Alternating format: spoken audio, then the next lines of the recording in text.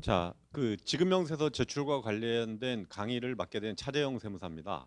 아마 중급이나 전산 고급 강의를 수강하시는 분들은 제 수업을 많이 들으셨을 거고요. 혹시 제 수업을 듣지 않고 초급이나 왕초보에서 지급명세 제출과 관련된 지금 역할을 하고 계신다고 하면 또 지급명세서가 어떻게 연결돼 있고 그 다음에 마지막에 제출은 어떻게 하는지 한번 시연해 보여드리고 하겠습니다. 그러면 그 시연만 하면 시간이 굉장히 짧기 때문에 시연 말고 조금 더 지급명세서가 어떻게 연결돼 있고 이런 부분을 조금만 교육해 드리겠습니다. 자, 1009페이지 보겠습니다. 1009페이지 우리 교재. 자, 연말정산의 최종 결과물이 세 가지죠. 일반적인 근로자라고 하면 근로소득 지급명세서, 의료비, 기부금이죠. 자, 그러면 1009페이지 보시면 이 전산 매체가 서식과 연결되어 있기 때문에 지금 제가 체크한 부분이 근로소득 지급명세서 이 부분이 A 레코드, B 레코드 부분입니다. 제출자 레코드, 원천징수 의무자 레코드 이 부분이 그 다음에 이 1009페이지 밑에 부분이 C 레코드 부분이에요. 비과세 명세 부분이 C 레코드 부분이고요. 그 다음에 두 번째 장 1010페이지 이게 정말 C 레코드죠. 여기서 세금이 계산이 되고 있죠. C 레코드로. 그 다음에 D 레코드는 종전근무지니까 우리 입장에서 별 중요성이 없고요. 그 다음에 1011페이지 소득자별 명세 이 부분이 여러분 E 레코드죠. 부양가족이 여기서 등재가 되는 겁니다. 자, 그 다음에 비과세 감면 코드 있고요. 그 다음에 1014페이지 연금저축 등 소득세 공제 명세서가 이게 F 레코드죠. 그 다음에 여기 월세 거주자 간 주택 임차 차입금 원리금 상환액 소득세 공제 명세서 이 부분이 G 레코드고요. 올해 갑자기 생긴 K 레코드. K 레코드가 1016페이지에 있죠. 1016페이지. K 레코드가 올해 갑자기 생겼어요. 자, 이렇게 이제 제출이 되면 되겠고 의료비 지급 명세서는 우리 교재 1028페이지에 있습니다. 1028페이지 의료비 지급 명세서가 있는데 얘는 별도 파일로 제출되게 되어 있습니다. 별도 파일로. 파일명이 CA로 시작될 거예요. 조금 이따 보여드리겠습니다. 자, 그 다음에 마지막 결과물인 기부금인데 기부금 1034페이지 기부금 명세서인데 과거에는 기부금 명세서가 의료비 명세서와 동일하게 별도 파일로 제출해야 됐는데 지금은 기부금 명세서가 근로소득 지급 명세서의 서브 레코드로 들어갑니다. H 레코드, I 레코드. 그래서 아마 여기 해당 연도 기부 명세 1034페이지 2번 부분이 아마 I 레코드, 올해 거 기부금 내역이고요. 그 다음에 밑에 부분이 H 레코드입니다. 아마 H 레코드는 이 부분하고요. 밑에 부분이 여러분 H 레코드를 구성할 거예요. 서식으로 100% 매칭시킬 수는 없지만. 그래서 결국 연말정산 끝나면 세 가지 명세서가 제출이 돼야 되는 거예요. 근로소득과 관련돼서는. 자, 그러면 제출하기 전에 지급명세서하고 그 귀속 잠깐만 몇 가지만 보고 진행을 하겠습니다. 자, 몇 페이지를 보시냐면 53페이지를 보겠습니다. 제가 평상시에 어떤 강의를 하더라도 많이 강의하는 부분이에요. 이 부분은. 자, 여기 보시면 항목별 귀속식인데 원칙적으로 근로소득은요. 급여는 근로제공일이 원칙입니다. 근로제공일. 급여는 근로제공일이 원칙이에요. 그러면 이게 발생주에 따라서 근로제공일 원칙이고 여기에 가장 큰 배척점이 있는 게 성과급이에요. 성과급은 개인별 지급액이 확정되는 연도 현금주예요. 일반적인 급여는 발생주의, 일한 날. 그 다음에 성과급은 여기에 가장 큰 반대점이 있는데 성과급은 현금주예요. 그러면 여기 보시면 원칙의 여러분 원칙의 연장선상에 인정상여가 있고요. 그 다음에 부당해고 기간 급여와 급여 소급 인상분이 있어요. 그러면 원칙 배우면 추가 세 가지가 해결이 되는 거죠. 그 다음에 하나 더 볼 정도면 연차 휴가 수당. 요거는 연차 휴가권의 귀속과 수당의 귀속이 일치한다. 이 정도까지만 인식하시면 될 것 같습니다. 그러면 충분하게 근로소득의 귀속 시기는 인식하실 수 있을 것 같고요. 자, 그 다음에 59페이지 원천징수 시기. 저는 개인적으로 인사 담당자들 이걸 알고 모르고에 따라서 고급 실무자냐 아니라 판단하는 기준입니다. 제 나름대로는. 일반적인 급여는 돈 줄 때 원천징수하죠. 근데 급여를 못 주면요. 원천징수를 못하는 문제가 생깁니다. 그래서 현재 우리나라 소득세법은 원천징수시기 특례, 과거 용어로 지급시기 의제 규정이 있어요. 그래서 1월 달부터 11월 달까지 급여를 12월까지 못 주면 12월 30일 날 지급한 걸로 봐서 세금만 내라는 거예요. 1월 10일 날 원천징수 신고가 들어가고 12월 급여는 2월 말까지 지급한 걸로 보아서 3월 10일까지 원천징수 신고가 이루어지는 거죠. 자, 그러면 요걸 섞어서 여러분 원천세 신고를 해보면 7월 급여를 7월 달에 주면 8월 10일 날 들어가는 거고요. 7월 급여를 8월 달에 주면 9월 10일 날 원천세 신고가 들어가는 거고요. 7월 급여를 12월 달에 주면 원천징수시기 특례 규정에 따라서 1월 10일, 12월 급여를 2월 달까지 못 주면 2월 달에 준 걸로 봐서 3월 10일까지 원천세 신고가 들어가는 거죠. 연말정산이 강제화될 수 있도록 규정이 만들어져 있다는 거죠. 자, 그러면 몇 가지만 보고 가겠습니다. 자, 여기 63페이지 종전근무지가 있었을 때 연말정산이에요. 종전근무지는 합산하면 되겠죠, 그냥? 그죠? 종전근무지가 있으면 종전근무지 원천징수 영수증에 어떤 거? 결정세액을 종전근무지 기납부세액에 합산하면 되겠죠? 종전근무지 원천징수 영수증을 받아서 합산하면 되겠죠. 자, 그 다음에 68페이지 68페이지인데 정확하게 이론적인 텍스트는 66페이지부터 시작이 됩니다. 자, 같은 법인에서 본점과 지점이 있는데 본점 직원이 지점으로 인사발령 났을 때요. 법인이 같은 겁니다. 여기는 사업자 등록번호는 다른데 법인이 같은 경우에요. 그러면 이럴 때는 그 본점을 종전근무지, 지점을 주연근무지로 넣고요. 그 1월 달부터 6월 달까지 본점에서 근무했을 때 받았던 급여에 대한 원천징수세액을 그대로 기납부세액으로 반영한다는 거예요. 여기서 중요한 점은 중도정산을 하지 않는다는 겁니다. 중도정산은 일반적으로 하겠죠. 근데 같은 법인 내에서 직원이 움직이면 이건 퇴사로 보기는 어렵지 않습니까? 그죠? 그래서 그 본점에서 원천징수한 세액을 그대로 기납부세액으로 반영을 해준다.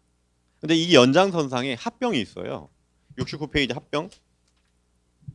합병은 A법인과 B법인이 합병이 돼서 새로운 A법인이 되면 합병은 그 관계이사 전출입과 동일하게 연말정산이 이루어집니다. 그러니까 중도 정산을 하지 않는다는 거죠. 그게 포인트입니다.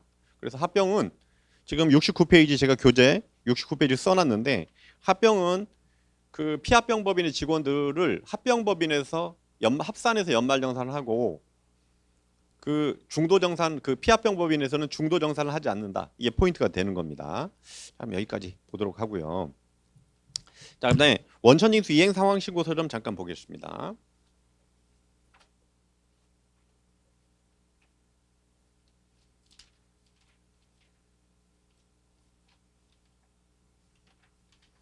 자, 979페이지 원천징수 이행 상황 신고서. 자, 원천징수는 반드시 흔적을 남기게 돼 있어요. 그래서 원천징수 이행 상황 신고서인데 저는 개인적으로 언제나 요칸과 요칸이 중요하다고 생각을 합니다. 한 장 넘기셔서 작성 방법을 보시면 1번하고 2번이 라번이에요. 1번하고 2번이 라번인데 1번은 아까 우리 원천징수 귀속과 지급이 다르면 별지로 작성한다. 이런 내용이고요. 그 다음에 2번의 란은 원천세 신고할 때 총 지급액 란을 설명하고 있어요. 이 총 지급액 란을. 요 란에 대한 설명입니다. 자, 그러면 일단 자세한 내용 뒤에서 보기로 하고요. 그 다음에 지급명세서로 넘어가 보겠습니다. 지급명세서. 자, 1009페이지. 지급명세서는 주연근무지 16번 합계가 우리 회사에서 지급한 총급여고 종전근무지가 있으면 합산돼서 16번 합계가 여러분 산정이 되는 거예요. 그러면 이 16번 합계는 21번으로 넘어가서 연말정산이 이루어지는 거죠. 자, 그러면 우리 연말정산 할 때 냉정하게 세액 계산에는 비과세가 중요치 않아요. 합법적이라고 하면. 근데 비과세 중에서 일정 부분의 비과세는 지급명세에서 기재되게 돼 있어요.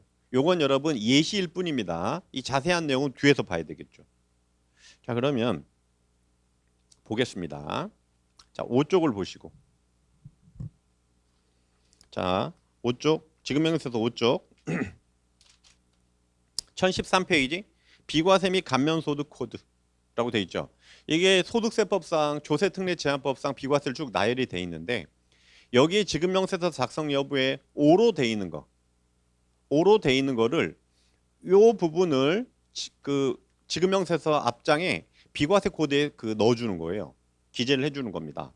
그러면 우리 입장에서 어떤 게 기재 대상인지가 굉장히 중요한 거죠. 그래서 이걸 좀 보겠습니다. 자, 쭉 순서대로 보면 제가 체크한 거 위주로만 G01 비과세 학자금 회사에서 직원들 대학원 보내준 거예요. 자, 여기 보시면 코드는 G01 기재라는 18-5번 이렇게 기재해 주는 거죠. 지급명세서 작성 대상이고요. 그 다음에 자가운전 보조금 자체는 X예요. 지급명세서 작성 대상이 아니에요. 우리 현실적으로 자가운전 보조금 굉장히 많죠.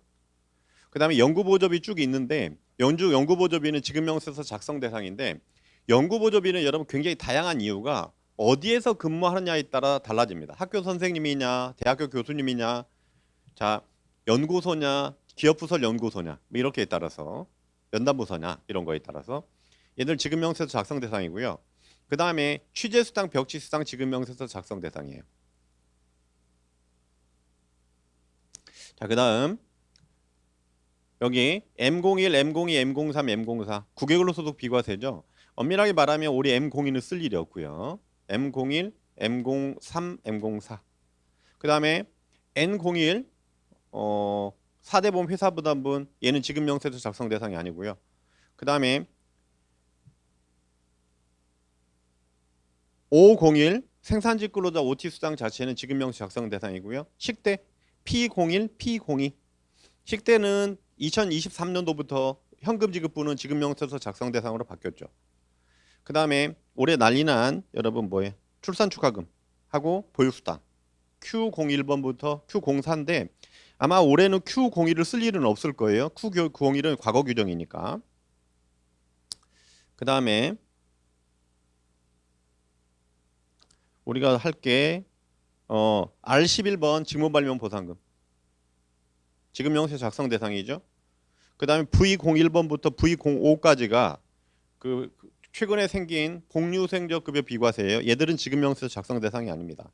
그 다음에 하나만 더 보시면 용어를 한번 다시 보겠습니다.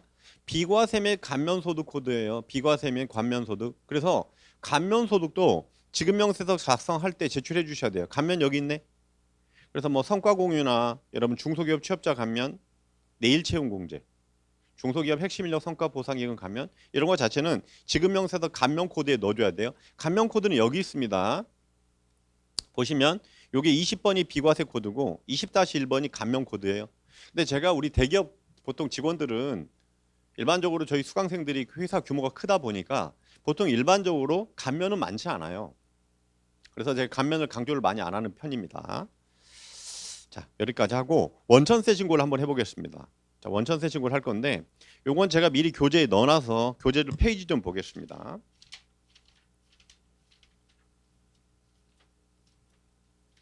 자, 교재 페이지 974페이지 975페이지부터 시작이 되는 거예요.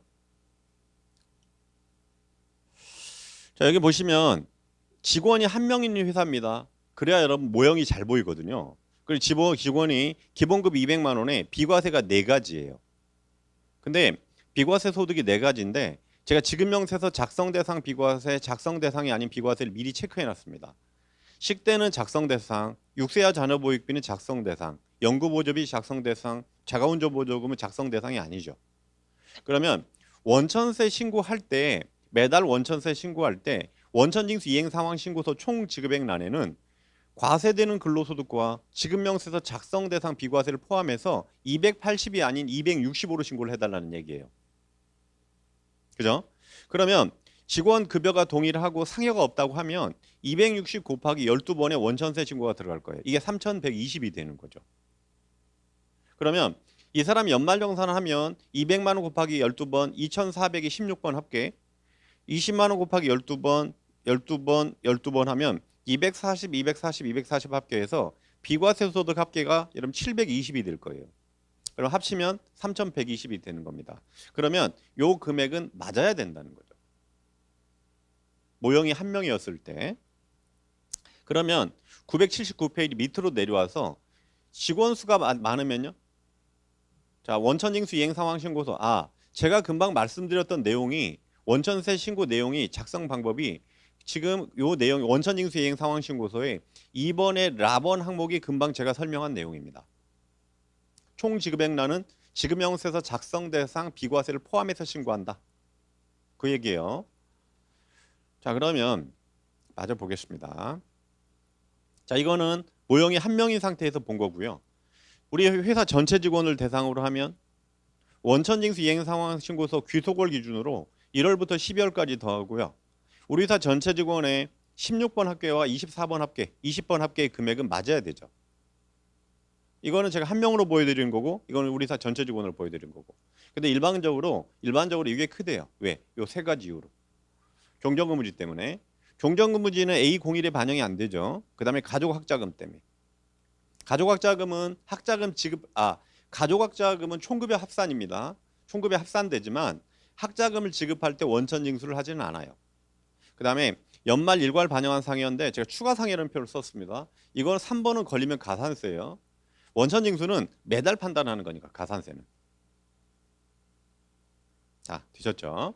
그 세 가지 차이 때문에 일반적으로 이게 크다. 만약에 이게 크면 난리 난 거예요. 뭐 무슨 문제가 있는 겁니다.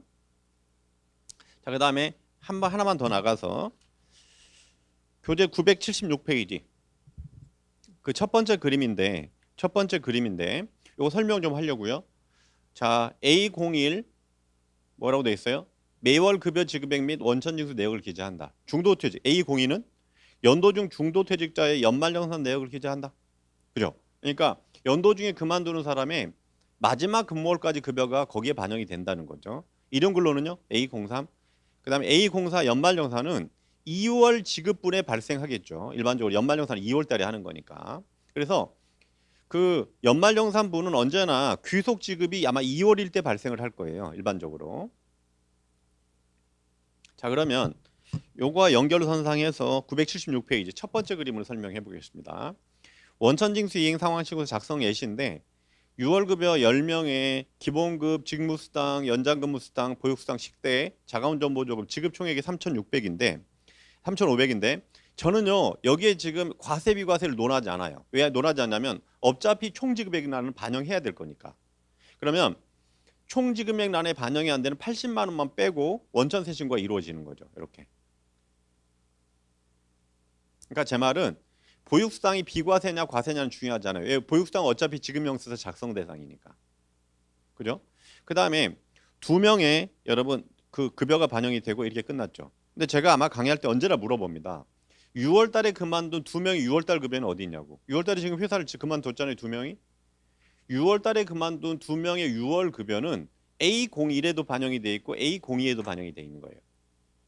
그래서 1월 달부터 6월 달까지 급여가 반영이 돼 있는 거죠. 여기에는. 그죠? 자, 그러면 976페이지 밑으로 한 번만 내려가 보겠습니다. 이제 보세요. 자, 이거는 원천징수 이행 상황 신고서와 원천징수 이행 상황 신고서만 비교하는 거예요. 뭐냐면 원천징수 이행 상황 신고서에 매달 거를 여러분 A01이 1년 걸 더해요. 합계를 더하고 연도 중에 그만두는 사람은 A02로 빠져나와요. 그다음에 연말정산 하는 사람은 그 다음 연도 2월 달에 A04에 반영이 될 겁니다. 맞죠? 원래 이게 맞아야 되죠. 동일해야 되는데 일반적으로 이게 크대요. 왜? 요 세 가지 이유로. 경정근무지, 가족학자금, 연말일과는 반영해요. 동일하죠. 지금은 동일하죠. 여기하고도. 여기도 동일하죠. 그 세 가지 이유 때문에 뒤가 큰 거죠. 이것만 체크하면 되겠죠? 자, 그다음에 이제 결정타 가겠습니다. 결정타인데 이건 교재 여러분 974페이지에 있어요. 자, 원천징수 이행 상황 신고서하고 지급명세서가 차이가 잘못됐다고 여러분 세무서에서 연락이 온 거예요. 요거 받으면 가슴이 철렁하죠. 자, 그러면 요기에 대한 설명을 좀 진행을 하면 이렇게 되겠죠. 설명을 하면 요 내용은 이거예요. 내용은 뭐냐면 원천세 신고한 그 총 지급액이요. A02하고 A04라고 돼 있죠. 지급명세 제출 금액은 맞아야 되겠죠. 요걸 여러분 제가 그림으로 표현하면 A02 1년 거 하고요. 합계하고 그 다음 연도 2월 달에 A04 원천징수행상 신고서 합계하고 우리 회사 전체 직원의 지급명세서 제출 금액은 맞아야 됩니다. 이건 예외사항이 없습니다. 그래서 요거에 대한 여러분 설명이 요거예요, 결국. 그래서 제가 여러분 974페이지 요거하고 연말자산 마무리되면 977페이지 요게 여러분 결과물이 되겠죠. 977페이지 첫 번째 그림이 꼭 체크하셔야 됩니다. 누군가 하나는 시간 많이 걸리는 것도 아니고.